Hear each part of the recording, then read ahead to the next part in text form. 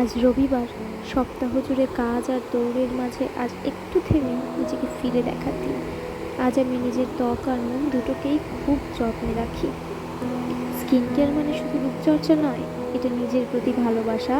আর মুখে একটা মৃদু মাস্ক আর মনে এক চুমুক শান্তি। ব্যস্ততার মাঝে যে আমি হারিয়ে যাই, রবিবার তাকেই আবার একটু খুঁজে পাওয়া।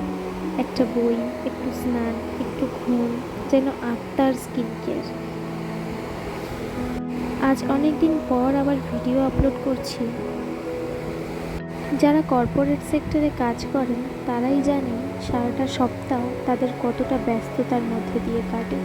তাই রবিবারটা যেন তাদের কাছে স্বর্গসুখের মতো। রবিবার মানেই আমার ছোট্ট একটা শান্তির গল্প।